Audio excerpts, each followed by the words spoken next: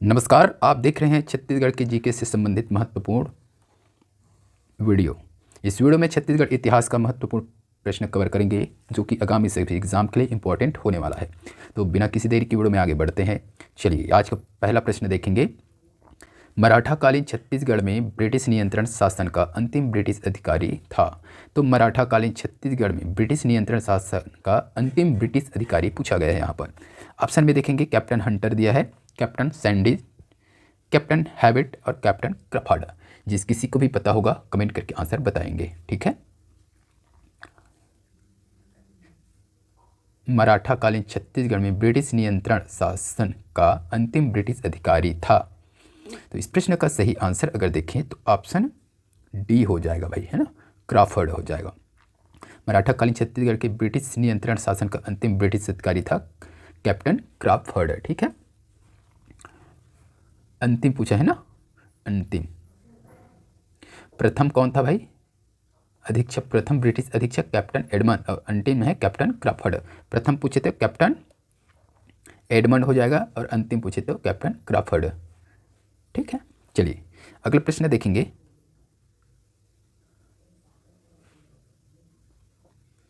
भूमकाल विद्रोह कब हुआ था? भूमकाल विद्रोह कब हुआ था? 1910, 1920, 1900 या फिर 1890। बहुत ही इंपॉर्टेंट है भूमकाल विद्रोह। जिस किसी को भी पता है कमेंट करके बताइए। भूमकाल विद्रोह कब हुआ था? 1910, 1920, 1900 या फिर 1890। इस प्रश्न का सही आंसर जाएगा ऑप्शन ए के साथ चला जाएगा 1910। तो भूमकाल विद्रोह जो है 1910 में हुआ था। ये कहाँ हुआ था? तो ये बस्तर में हुआ था। ये बस्तर का सबसे महत्वपूर्ण और व्यापक विद्रोह था। ठीक है, इसके नेतृत्वकर्ता कौन था भाई? तो याद रखिएगा वीर गुंडाधुर। ठीक है, वीर गुंडाधुर इसके नेतृत्व करता थे। ठीक है, तो इसको भी आपको याद रखिएगा। नेतृत्वकर्ता अक्सर पूछा जाता है तो इसको भी आपको याद करते जाना है। चलिए अगला प्रश्न देखेंगे।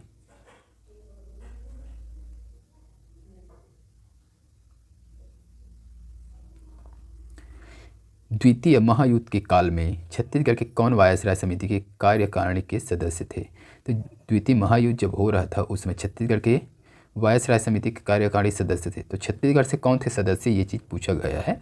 पंडित रविशंकर शुक्ल दिया है यहाँ पर, घनश्याम सिंह गुप्त, वामन राव लाखे और ई राघवेंद्र राव।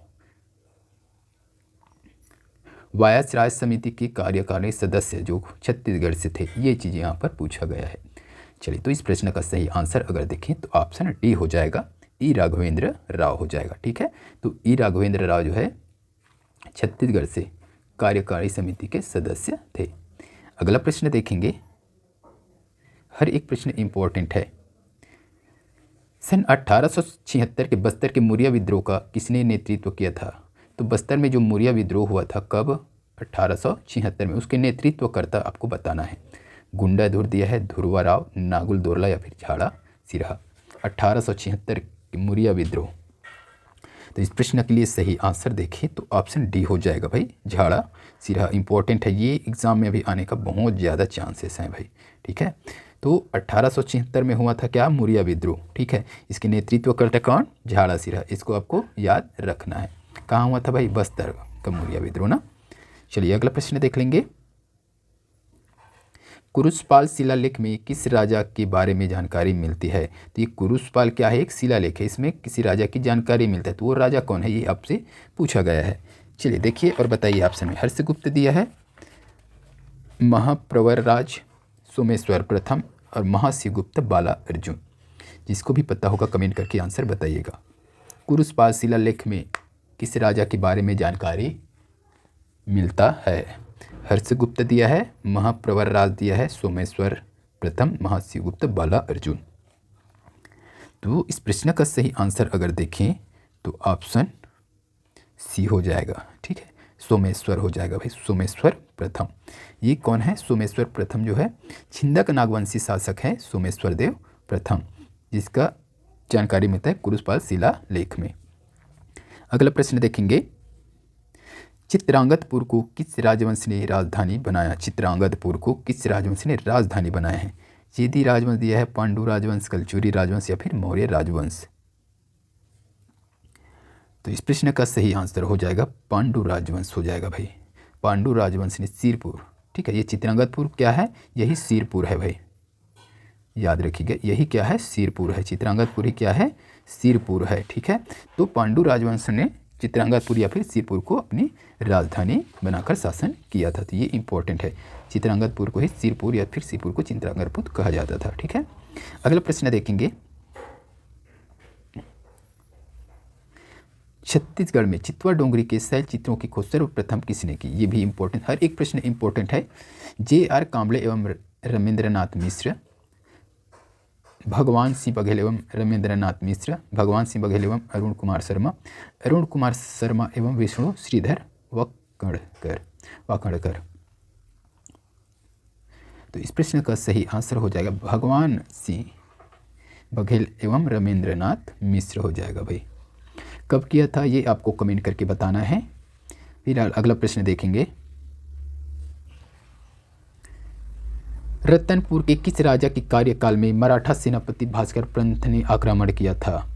भास्कर पंत बहुत ही इंपॉर्टेंट है, इससे रिलेटेड प्रश्न आता था। ये कौन है, मराठा सेनापति है, ठीक है।